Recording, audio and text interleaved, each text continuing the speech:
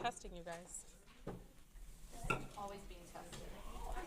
Heather, I'm gonna tell you the other night when I saw you at the gym that I think your dress is gorgeous. Oh, did I wear this to the concert too? You did. So when you walked into it tonight, I was like, oh, I don't even have to try to explain what dress it was. That's literally like that's what times to different things because it's so comfortable. It's working. Test, test, test, test. How are you? It hasn't been working the last. You can hear it on there? Yep, nope, it's been up for a while. Testing. Sure. Josiah, can you hear me? No.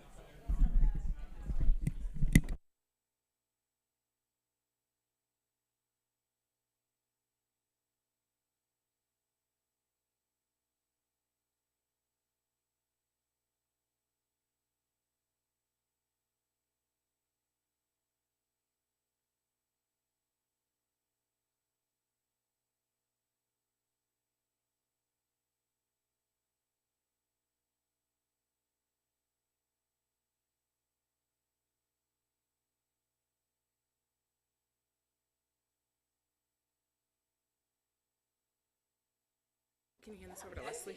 Oh, wait.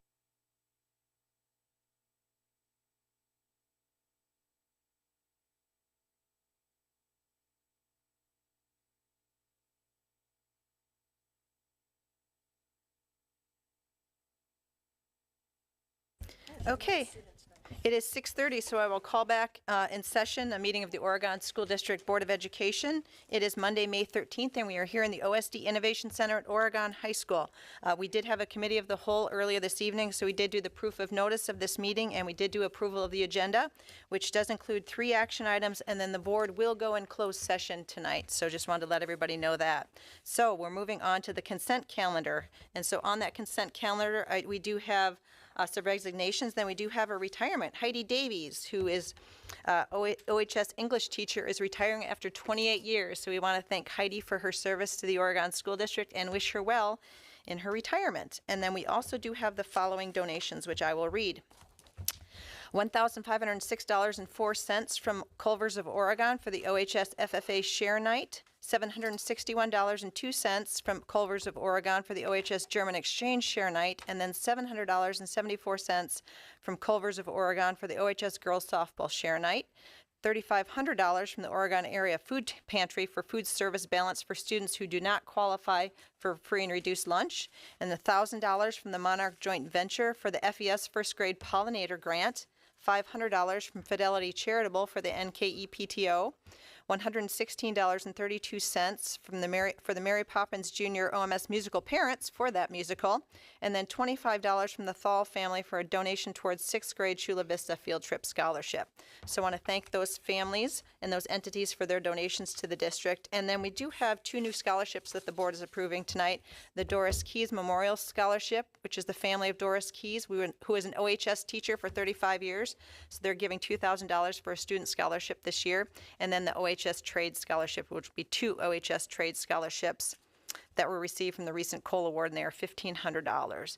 So we have those two also, so some good news tonight. So I will entertain a motion to approve the consent calendar.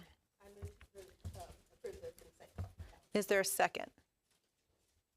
Second. All right, we have a motion and a second, and because Troy is on the phone, I will have Katie read the roll. Ms. Wright? Yes. Ms. Bijak? Yes. Ms. Garrison? Yes. Dr. Lakuda? Yes. Mr. Pankratz? Yes. Ms. Flanagan? Yes, motion carries 6-0. Okay, moving on to C, information items. Katie, is anyone here for public comment? All right, is anyone here for public comment? One more time, is anyone here for public comment? Okay, we will move on to OEA report. Is anyone here from the OEA? Okay, and then we do not have any students here tonight because it is a crazy busy time of year for high school students. So we will move on to D, action items. The first one is the approval of the pupil non-discrimination self-evaluation report. So I will turn that over to Dr. Bergstrom. Thank you. So this is a report that was prepared by members of the administrative team with input from staff and students. And we also sought input from our community, which is why we had scheduled 3 sessions with our community members. And we have not yet received a lot of input from or feedback from our community. But it was important to us that that opportunity was there. And so the feedback was gathered and made into, any feedback that we did receive was gathered and made into this particular report. So, why am I not? There we go. Similar to everything we do, right? We're planning, we're listening, we're finalizing. And the DPI requires school boards to evaluate the status of non-discrimination and equity and equality of educational opportunity every 5 years according to state statute. So to meet this 5-year evaluation and reporting requirement, which is for 2019 to 2024, we evaluated the status of non-discrimination and equality of several areas, 8 to be specific, and we'll be going over those tonight. So we'll walk you through each of these, and as you can see, we are presenting the final this evening. So then we move on to, what do our demographics look like within our school district? And these are the federally required categories. And one of the things I think you will find a little bit interesting is if you look at the male and female demographics for our school district, our males are at 53.7 of our population, and that is just it's a little bit more than what would naturally occur. It's really interesting, and it plays out significantly in our schools. And right now at our high school, our boys outnumber our girls by I think about 100 students. So it's pretty significant. And now we're going to get into policy, and as we know, that is Gina's territory. So the first area that we are required to evaluate is whether our policies and procedures comply with state law and with our administrative code, and they do. One thing we always want to highlight is that we are one of the only districts, if not the only, to have that standalone anti-hate speech policy. And so one of our strong recommendations is that we have to continue to educate our students on that policy.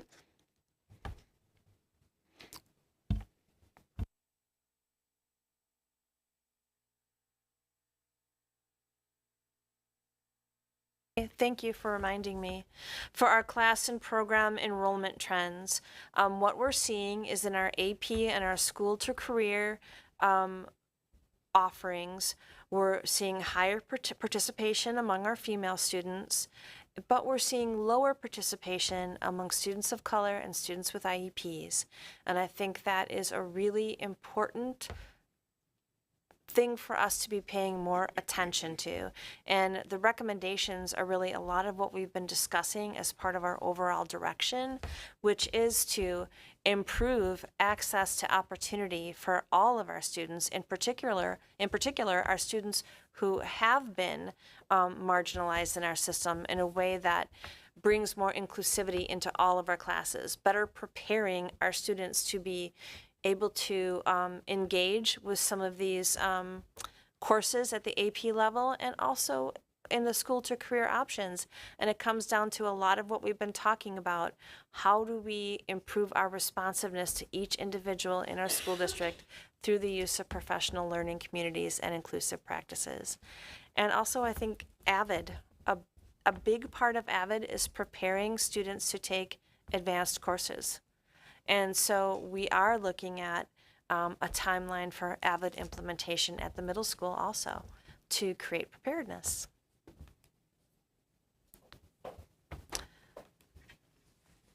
Thank you. This one's for Shannon. Methods, practices, curriculums, and materials used in instruction, counseling, and assessment. Shannon will focus on, of course, counseling. All right, so, I don't think I'm on. Perfect. Okay. So the purpose of this section was really to take a look at the methods, practices, and curriculum in our K-12 counseling program. And so we reviewed the curriculum, the different types of groups and interventions, as well as procedures like suicide risk assessments and those types of things. Some of the general findings is that we are using a national model called ASCA, which is sort of the gold standard for counseling, and that our students receive access to social emotional lessons, K-12. You've heard about those from my reports in the past. We also noticed that all students receive access to career planning and the junior conference. I know several of you had that experience as well as a parent. And so those were some of the things that we noticed, as well as our really, really strong partnerships with community resources like Oregon Mental Health to support our students. So there were a lot of really strong things that we saw. We also identified some areas for growth. Our counseling team is working toward that ASCA model. Dr. Bergstrom mentioned earlier tonight about a consultant that's been working with our team. We just met with them last week, actually, on trying to increase our practices with data. So you'll see a couple bullet points that talk about data, making decisions, seeing impact, identifying students for interventions, and then making sure that the work that we're doing is having the impact that we want it to have for our students. And then we are also, you hear this every time I get on the microphone, we continue to look for Spanish-speaking providers.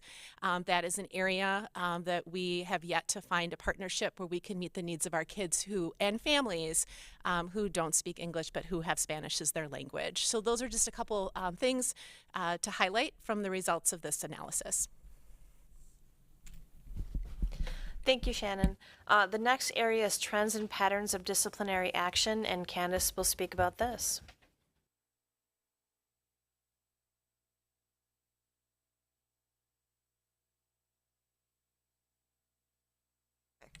So in this section, we looked at a number of policies, and we looked at the trends that we have in disciplinary procedures. So overall, we have a higher number of students who identify as male and who are students of color who end up having more out-of-school suspensions and expulsions. In the area of in-school suspensions, we have more students with IEPs that receive in-school suspensions. So we, of course, want to be equitable in our practices, and one of the ways that we want to think about doing that is to increase our capacity to deal with student behaviors in the school setting. So alternatives to discipline, which include continuing the practice of our trauma-based training, increasing our capacity to resolve conflicts within the school, increasing our students' ability to self-regulate, to know what they need and when they need it and how to ask for it appropriately. Those are some of the things that we would recommend. We also saw a rise in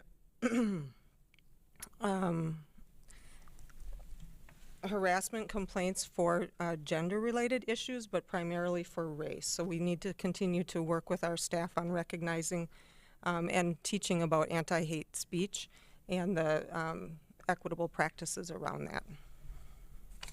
So those are a few of the things that we want to look at regarding discipline. Thank you, Candace. Gina's going to talk about trends and patterns in athletic, extracurricular, and rec. So one of the things that I work on with the athletic director is to ensure under Title IX that we are compliant in terms of opportunities for girls and boys. So this is just an extension of that work. So we are very pleased to report that the number of students participating in athletics and activities is rising, as we well know, which is wonderful because it's a key piece of engagement in school. In terms of our data, we have proportionally more males that are participating in athletics than females, and conversely more females than males that participate in activities. And so we are looking at that. One key piece that we'd like to work on moving forward is looking at trying to ensure that every student has one activity that they feel really connected to, ideally in school, but if not, if it's something outside of school like Leap Above, something that they're passionate about, and if there isn't one, why is that? What is the barrier? Is it economics? Is it transportation? Is it that we don't offer anything the student is interested in? So that is a key piece that we would like to work on moving forward. Another opportunity for us would be to have somebody that can help navigate the process of how we add activities in our district. We have a number of activities that our staff volunteer their time to do. And so looking at how do things get added to the co-curricular schedule, what is that process? How can students propose clubs and finding an advisor? And at what point does that become a paid position? In a time when funding is always a challenge. So those are our key recommendations moving forward. So looking forward to working with Brittany Spencer Grant on that. Thank you. The final area is trends and patterns in awarding scholarships and other forms of recognition. So I think there are many things happening that are excellent, which is our scholarship committee that meets to do all of the awarding of the scholarships. They have a selection process that emphasizes the importance of diversity. So that's excellent. However, there are some things that we could do to decrease the barriers. For example, while we have the letter and instructions available about scholarship information that's available in Spanish, the applications for the scholarship are only in English. The applications need to be in Spanish too. And that might sound small, but sometimes it's all of those small things that add up over the course of time. Also, we know that we have some work to do related to ensuring our students with IEPs and students of color are better represented in our scholarship data. And that is also going to mean that our counselors will work with some of our underrepresented students to ensure that they know what the deadlines are, or what deadlines are coming up, how to organize their information, how to complete the application. Sometimes all people need is an additional person to sit beside them in this process. Oh, I'm sorry, there is one more, and this last section is coming to you from John.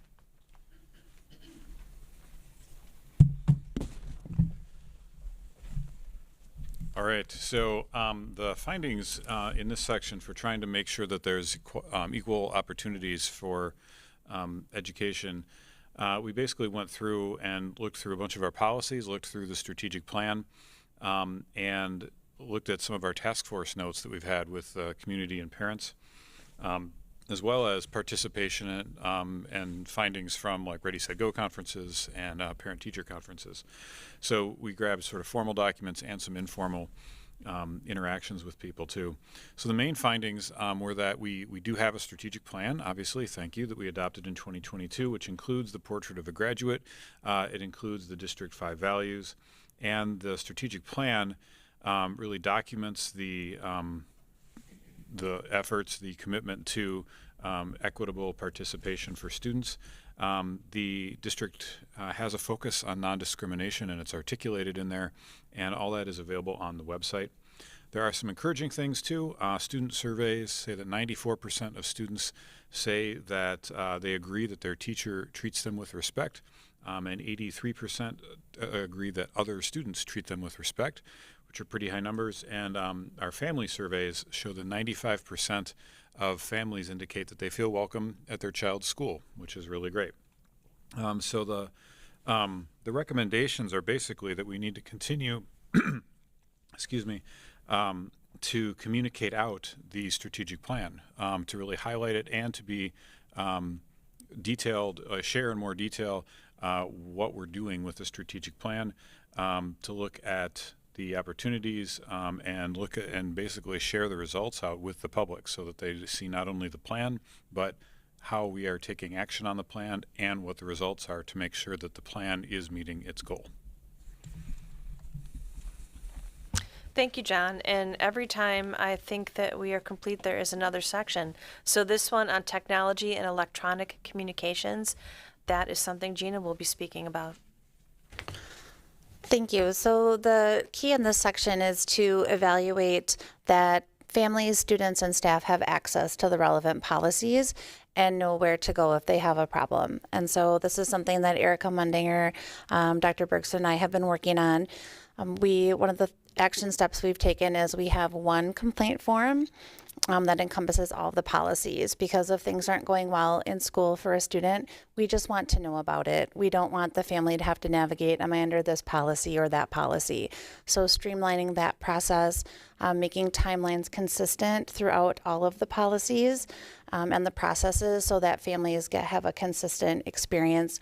And then really making it more readily available. And so we have hard copies in all of the main offices, in student services.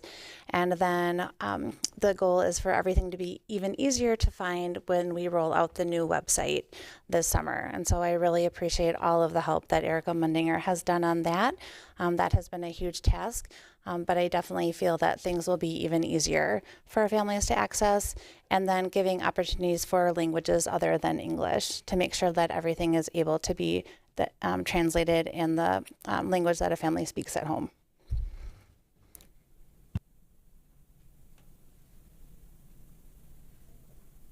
Okay, I will open up the floor for questions. Troy, did you want to start, or do you want me to come back to you? No questions from me. Okay. Anna, anything? Yeah, I guess first of all, I appreciate the fact that we're taking the time to understand all of these factors within our school, because what a great way for us to understand what we need to do differently or need to do better based on looking at data and helping us understand kind of where we are with our practices. So I think it's really a great self-reflection. Just a couple of, I guess, quick questions. I wanted to find out, so if we are doing this every 5 years, is the last report from like 2013 to 2018?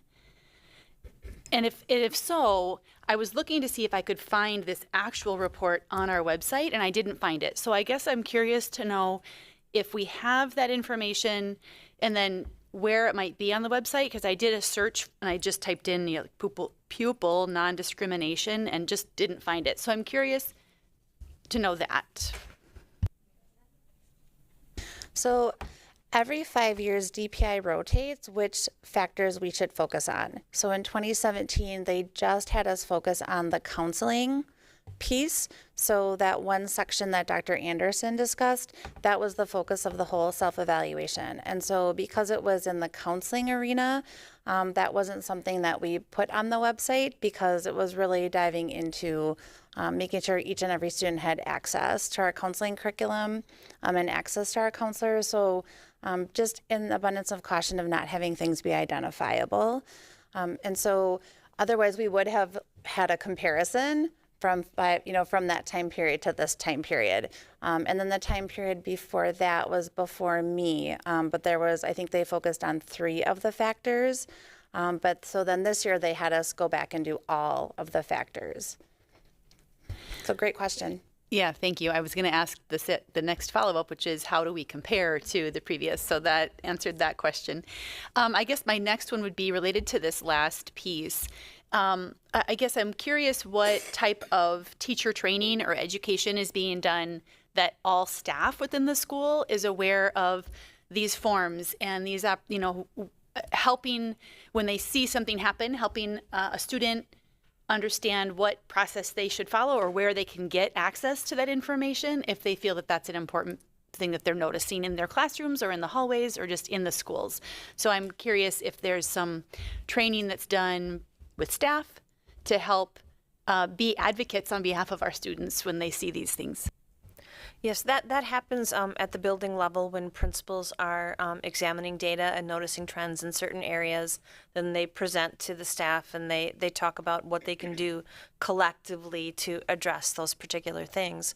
However, the idea of just having one form, where you find it, where it goes, I think that can be something that we can redo with all of our staff, because it is important for not just our new staff, but also our veterans to get a refresher on how to help students when they know that they need to come forward with something that's really bothering them.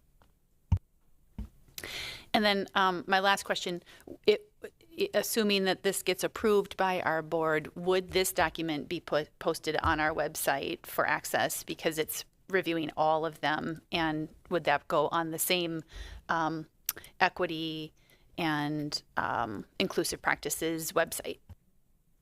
So yes, it'll definitely be available on the website, not all of the data we examine, because our subgroups are very small, and so that would be identifiable. But yes, the report that is in the packet would be on the website. And we are brainstorming the best way to showcase that for our families. So I don't know if it'll be on that page specifically, or we'll have just a separate page that specifically discusses what we're doing to address the gaps that we're seeing, especially for our students of color, our multi-language learners, and our students with IEPs. And that's part of the new website redesign also, is discovering the best place for this. Great, thank you. Thanks for the great work on this. Leslie, anything? Can you come back? Sure. Mary, anything? Yeah, I think what I just heard you say is that the website redesign will allow people to translate any page into their native tongue. Is that?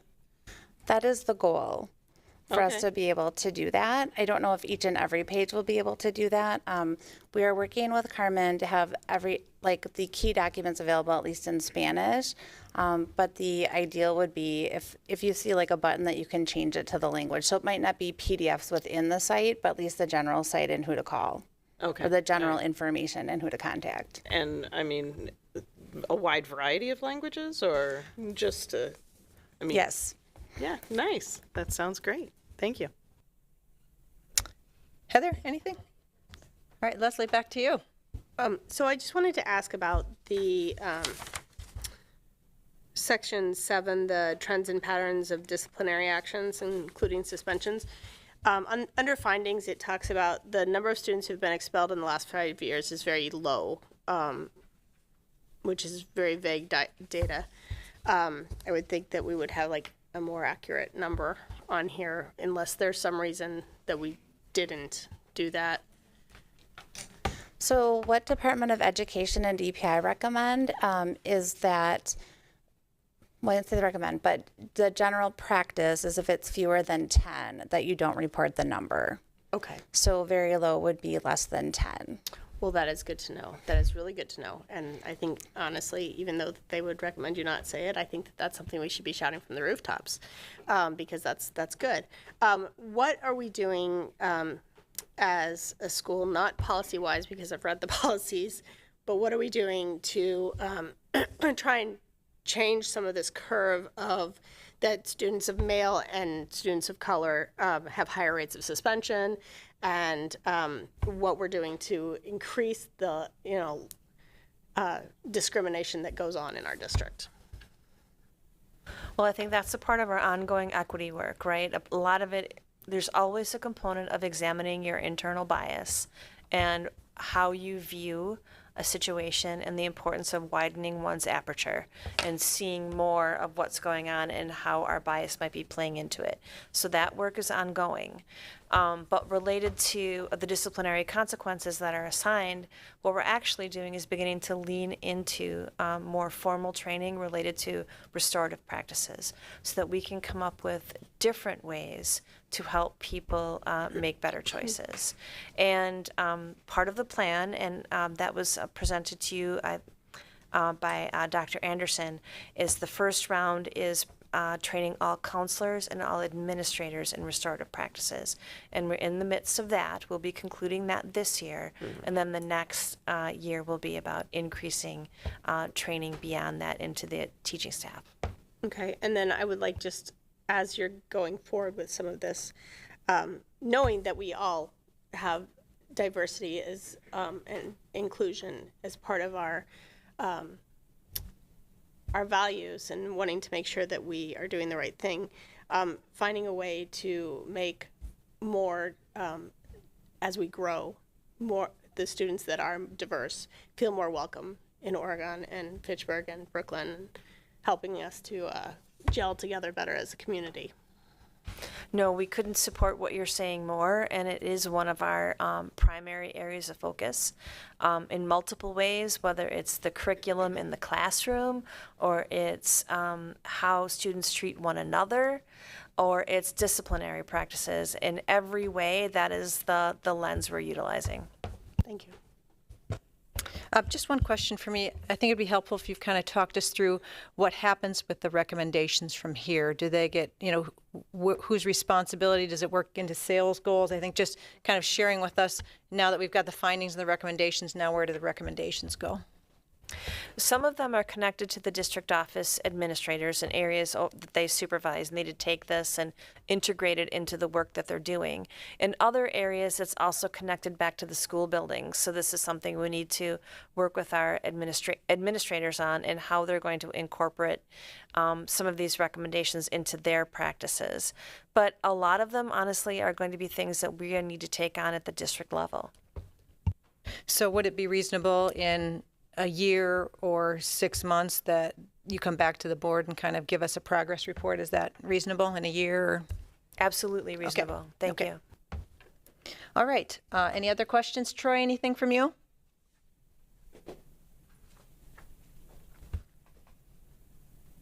Nope. Thanks for checking, but I'm all good. Okay, I will entertain. Oh, go ahead, Heather. One follow-up, Krista, on your point, which I really appreciate, and Leslie, your willingness to come back and report, but I almost wonder if when you're reporting back, if we could break this up, maybe it could be a series, so that it's a lot of information to digest, and to really be able to dig in and understand. That would be wonderful. I also think that we can be incorporating this into every time we do any other kind of an update, right? Like when Shannon comes and talks about mental health, what we should be talking about is the disaggregation of some of that data and what we're doing to address needs as we see them.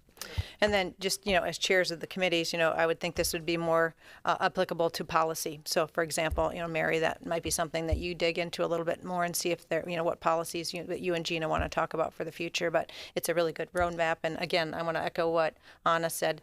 We are a district of continuous improvement, which means we are not satisfied, and we are always looking to improve the way we do things and admit where we need to maybe work a little more. So that's a quality of a really good school district and a really great district administration and staff, that we continue to dig in and do what we can to make things better for all kids. So that's a credit to all of you, and it doesn't take DPI for us to do that. It helps us get a kind of a structure around it, but we are doing that all the time, and we are very public about it. So I think that's a sign of a really good school district and a really good staff. So thank you very much. Okay, I will entertain a motion.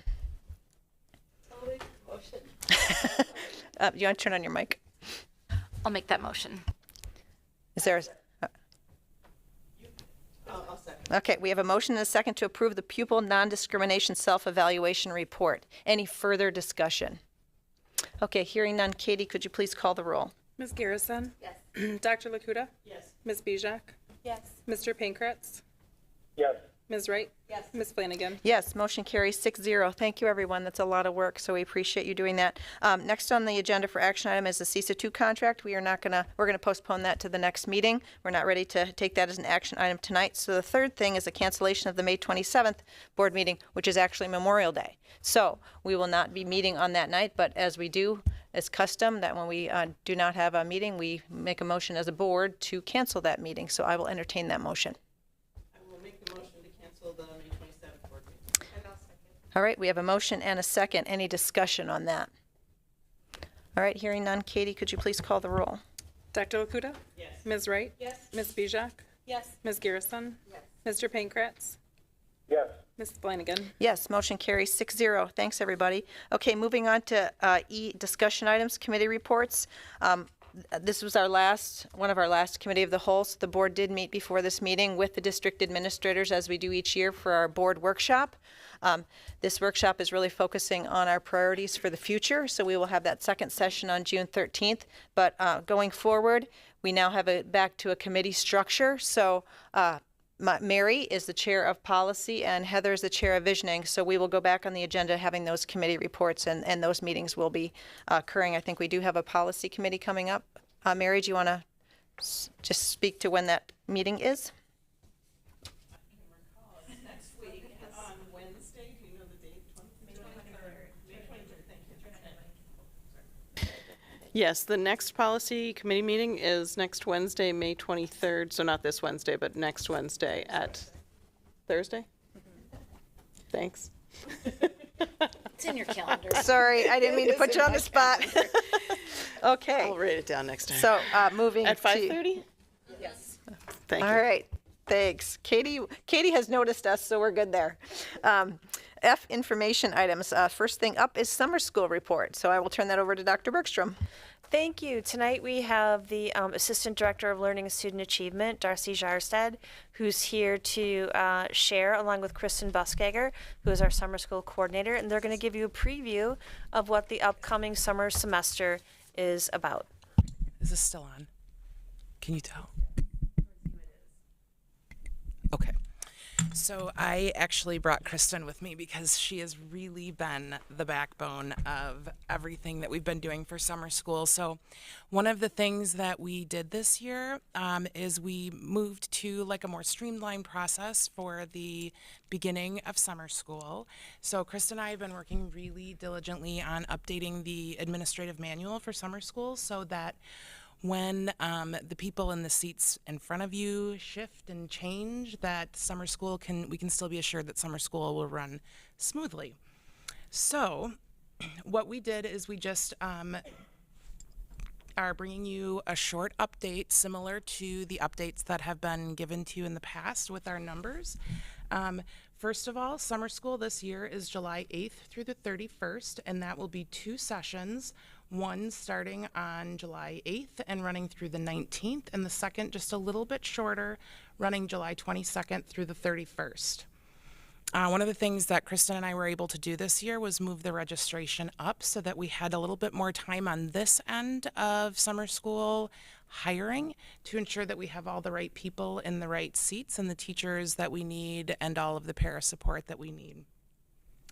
We were able to, thanks to the wonderful OSD staff, offer 75 unique summer semester classes. So far, right now, this was actually as of last Tuesday, when registration closed, we had 1,229 students signed up, which does not include like the credit recovery classes, and it also does not include any of the Jumpstart classes. We have those in the summer school system as well.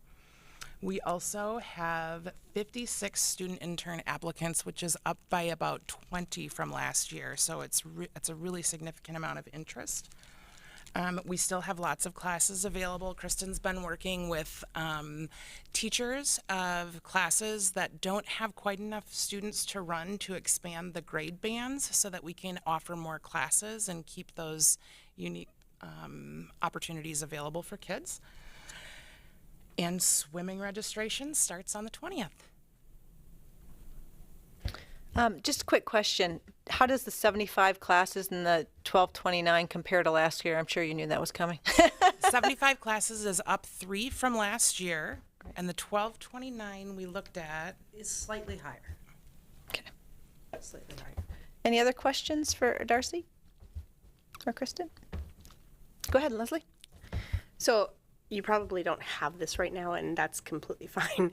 But would you be able to get like a breakdown of like grade levels? Like how many are at the elementary school? What we have available classes wise in the middle school and that kind of stuff? Oh, we can totally get that for you. Perfect. Yeah, we'll meet tomorrow and we can get that to you then. Thank you. Mm-hmm.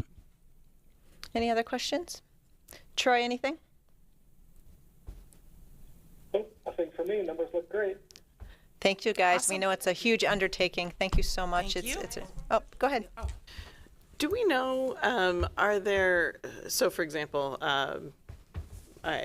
pick a class, your favorite class. I have one in mind, but do we know, do we often turn students away that would like to enroll in classes because there's simply too much demand? I mean, is there, yeah, we do.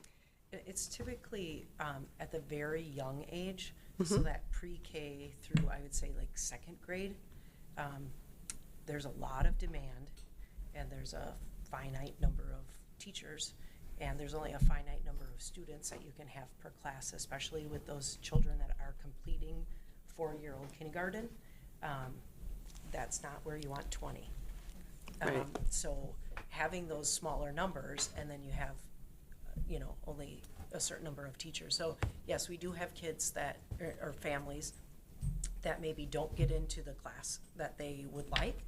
I would say I haven't come across families that can't get any classes. Sure. They might not get the top 4 per session that they wanted, but they have a full or nearly full schedule. Some of the issue is, like, sometimes you'll have a gap in the schedule where you'll have an hour where there isn't a class available, but we have activities and supervised areas for those students, and age-appropriate games and activities that keep them busy during that 1 hour if they have a gap in their schedule. So is there a strategy to be able to increase the number of students that sign up by increasing, I don't know, the number of teachers? Yeah. Well, one of the strategies that we've tried this year too is just increasing the grade bands that the teachers are servicing. So teachers will submit proposals to us. I think they were due like mid-January this year. And when they make their proposal, they tell us what grade bands that they would like to service. And so when we took a look at the final numbers about a week ago, we noticed that some of those classes that were offered for like the higher grade bands, maybe 3 to 6, were not full. And so we couldn't run them unless we could stretch the grade band, and the teacher was able to bring it down to those younger grade bands for students. So what we saw was a lot of classes opening up, which gives Kristen the ability to be really creative with schedules. Got it. Okay. And Thank hopefully you. that will encourage them to maybe, I don't want to say allow that grade band, but be willing to start with that grade band, because sometimes it feels somewhat overwhelming to have that large of a grade band. But, with certain types of classes, it should work very well. Sure. Great, thank you. I know we have very good participation, so it's a credit to everything that you guys do. Super. Thanks. Thank you. Thank you, guys.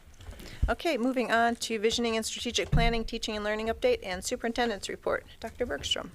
Thank you. So we just finished our board and administrator workshop part 1, where we spoke quite a bit about vision and strategic planning and about the framework that helps us make sense of all of the different pieces and ensure that there is coherence throughout every aspect of our system.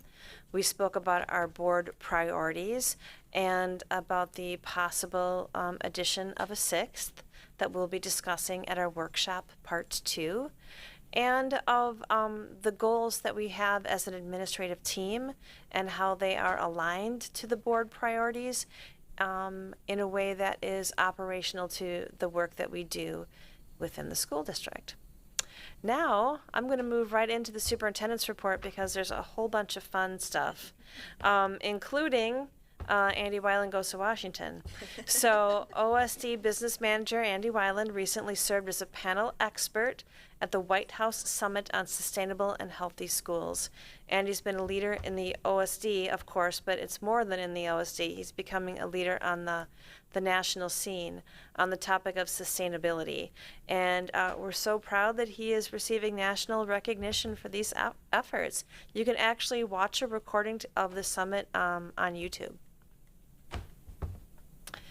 And then, congratulations to Oregon high school educators Chris Adamatis and Brian Bothwell. They were both recently nominated for the Educator Flight with the Air National Guard at Truax Field in Madison. If you remember correctly, I think Mr. Pliner was nominated last year. And they participated in an aerial refueling training mission of F-16s and F-35s. Quite an honor, an amazing experience, and we're really lucky to have them as a part of the team. Look, they even get to sit up in the cockpit. How fun is that? And then May 3rd, that was such a fun day. That was a school nutrition team or school lunch hero day. So our OSD school nutrition teams have the amazing superpower, as we've spoke about previously too, creating healthy meals for students every day. And so May 3rd was the day that we celebrated them. We appreciate them and are really thankful for everything that they do. And that appreciation also spreads to our amazing nursing staff. Nurse Alicia, Nurse Becky, Nurse Jamie. We couldn't be more appreciative of the work they do for our students and the work that our health paraprofessionals who work in the school health offices do for our students. So many thanks to them. They deserve all the recognition we can give them. And then something extra special, it is very fitting that in the recent celebration of school nurse, we recently celebrated School Nurse Day, because in addition to that, we also get to celebrate that our own nurse, Becky McCabe, was named the 2024 School Nurse of the Year by the Wisconsin Association of School Nurses. So that is really an incredible honor. And it's awarded annually to a school nurse who exemplifies excellence in practice using the framework 21st Century School Nursing Practice. This approach includes demonstration of excellence in the competencies of leadership, collaboration, education, scholarly inquiry, and quality of practice. So congratulations, Becky. We're really lucky to have you on the team. And as you all know, last week was Educator Appreciation Week. I don't know if we can say enough about the educators in our school district and how important they are to the community, to their students, and certainly to all of us in this room. They work tirelessly each day and to help our students along the journey as they acquire, and this is right from our mission, the skills, knowledge, and attitudes to achieve their individual potential. Can't imagine a better way to spend one's professional career, but it's important they know that we really, truly appreciate the work they do. And speaking of appreciation, as part of Educator Appreciation Week, we're also proud to celebrate Oregon High School art teacher Mike Derrick, who received a Crystal Apple Award. Mike was nominated by OHS students and staff members and is one of 5 area educators to be recognized with this honor. He was presented with the award during a surprise ceremony of student, staff, and family in April. So you can imagine what that was like for Mike. He thought he was going to speak to Jim in his office about staffing, and instead he turns the corner and the entire art gallery is filled with balloons and his students and his family, and it was really super special. So the Crystal Apple Award recognizes teachers who touch the lives of students in extra special ways. There were over 640 educators across 265 schools nominated, and then it came down to 5 people who won it. So how cool is that? You can actually go on WMTV 15 to see the interview with Mike. I was going back and forth on email with him on Friday because I heard that the number of comments on Facebook was really astounding. Mike said there were over 1,000 messages from past students, family members of students, etc. So it's been a pretty amazing journey for Mr. Derrick, and he deserves all of the recognition. Our first graders at Prairie View Elementary took flight with curiosity during the Bird Bonanza. After diving into research on birds' body parts and survival skills, they became experts on specific feathered friends. From crafting riddles to scientific drawings, they soared in showcasing their newfound knowledge. The work culminated in a bird bonanza where Prairie View students and staff were invited to come and guess the answers to their riddles and celebrate the hard work. Wouldn't that have been fun? Guess the answers to their riddles about birds? Way to spread your wings, first graders. Good job. Spring has sprung for the Brooklyn Garden. Student, staff, and community volunteers recently engaged together to prepare for the Brooklyn Elementary Garden, prepare the garden for spring. They weeded, they planted a variety of fruit and vegetable seeds, and this is really a great example of one of our values in action, right? Strong family and community partnerships. All of these people coming together to get the garden ready. And then 6th grade in Ms. Delasto's class in Forest Edge, they recently carved and designed linoleum blocks during their lino cut relief printing unit this spring. Lino cut. That's just, I don't run across that word every day. Some learners choose to work independently, while others choose to collaborate and print using multiple lino cut designs. So those are pretty cool, and I love the way Forest Edge is able to showcase the artwork. They have found really interesting ways. This particular piece, obviously, or pieces, these pieces you can see at the Firefly Coffee House. So they'll be up through the month of May for our whole community to enjoy, and we love seeing that. Oh yes, our 5th graders at Forest Edge have just finished an exciting unit on rainforest biodiversity. Yes, indeed, that is a lush rainforest in their classroom. So they've had this up during the entire duration of their EL unit, their new language arts unit, complete with a beautiful blue morpho butterfly, a hardworking leaf cutter ant, and a variety of other rainforest creatures, all created by the students themselves. So we're proud of their creativity and their enthusiasm for learning about the rainforest and its biodiversity.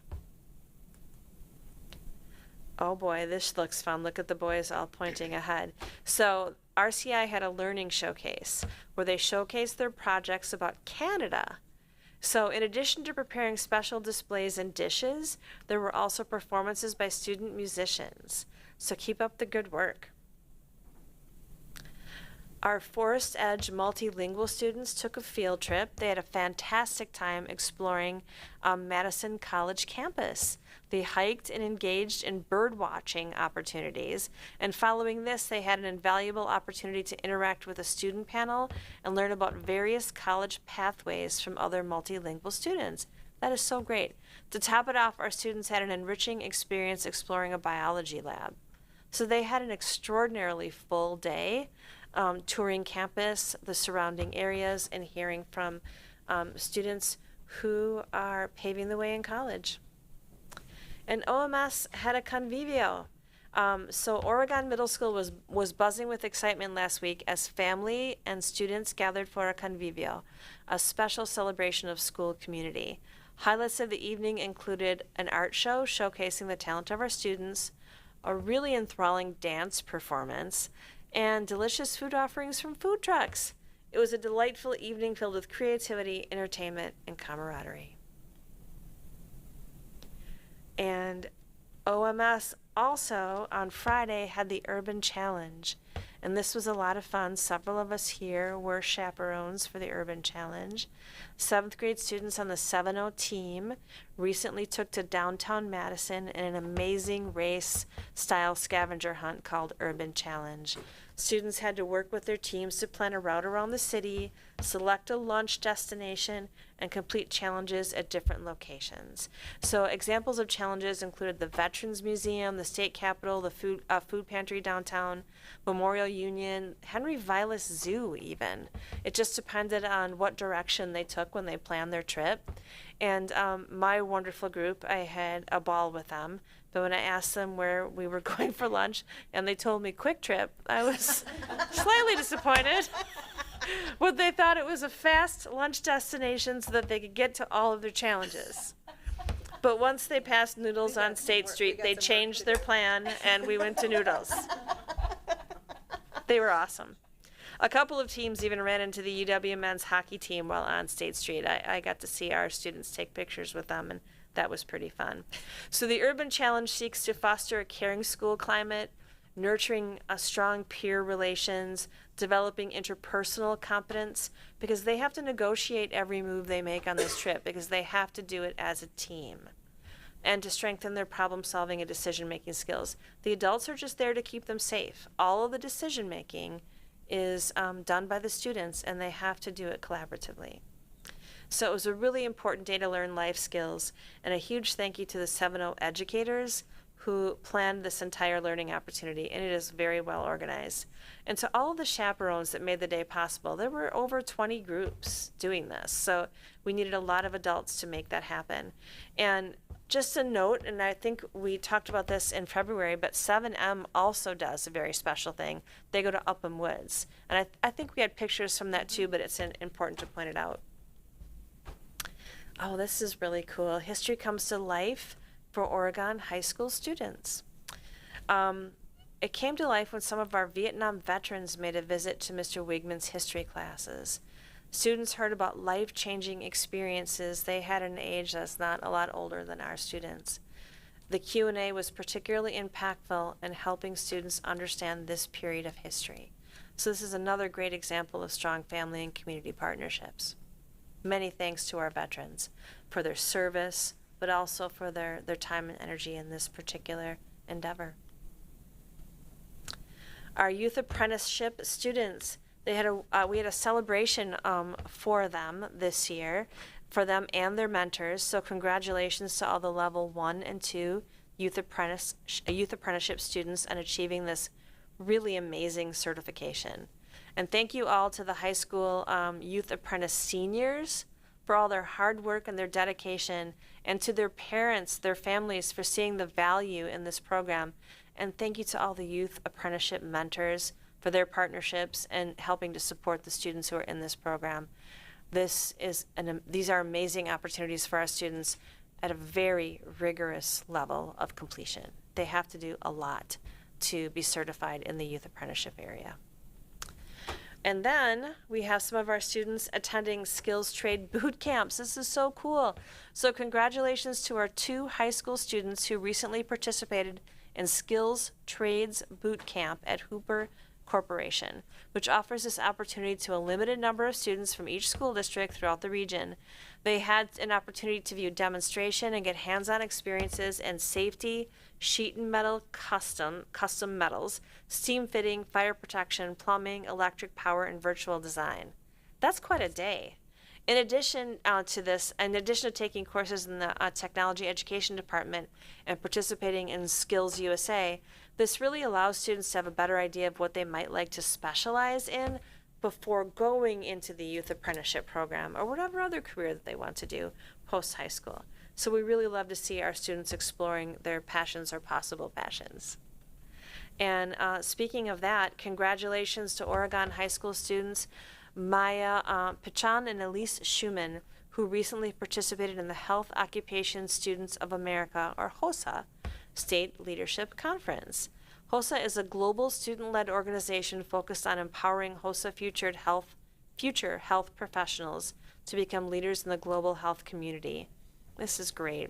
Through education, collaboration, and experience, HOSA actively promotes career opportunities in the health industry to enhance the delivery of quality health care to all people. So that's a pretty amazing thing for young people to be headed toward. So we're very proud of you. And our FCCLA students, that stands for Family, Career, and Community Leaders of America.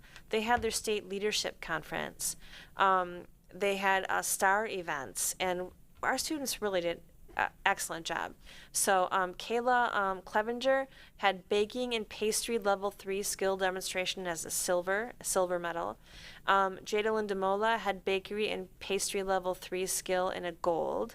Natalie Swenson had pastry and baking level 2 skill in a silver.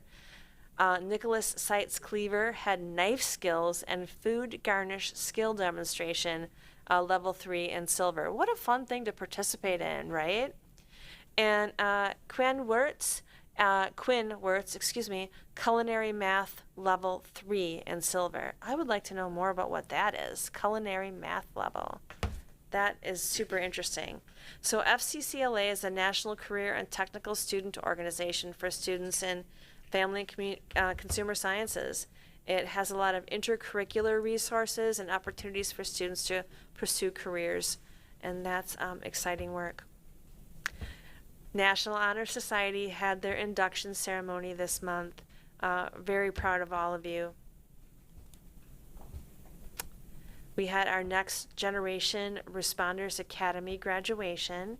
So our high school students, some of our high school students were recently honored at the Madison College Next Gen Responders Academy graduation ceremony.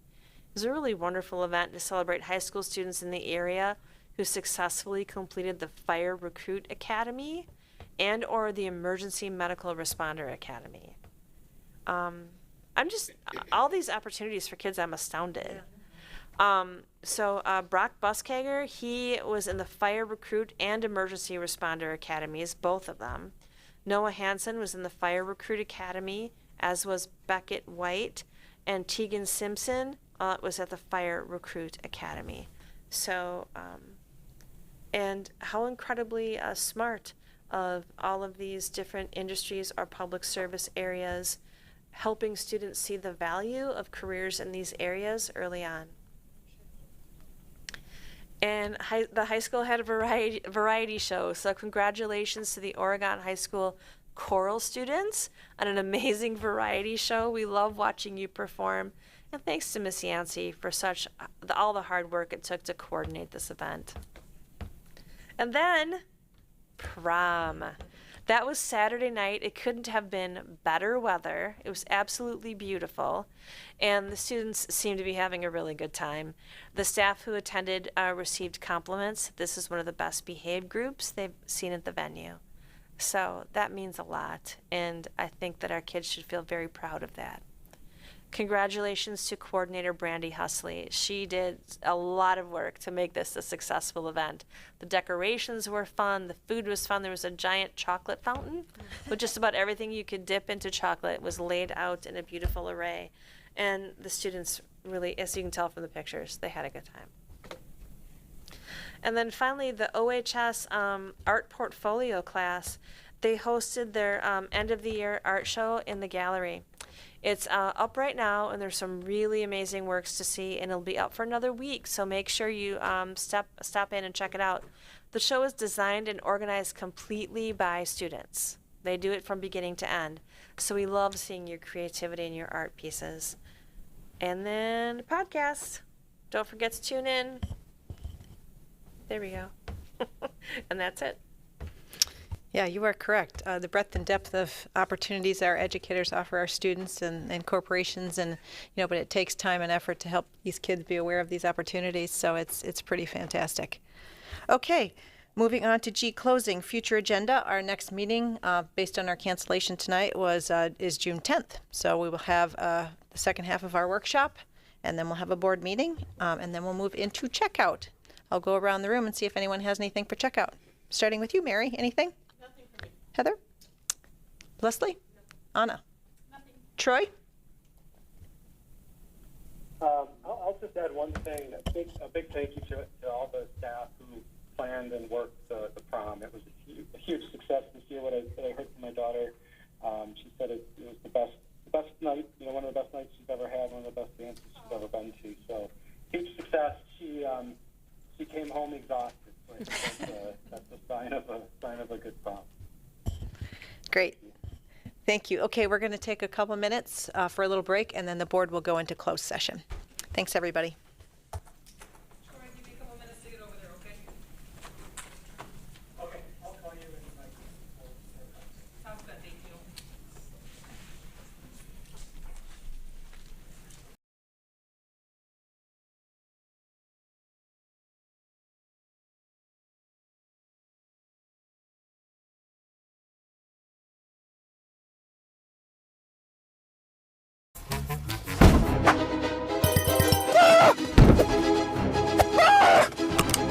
Hey, Bob. Join the Buckle Up Phone Down Challenge. Pledge to buckle up and keep your phone down while driving. Take a picture and tag it with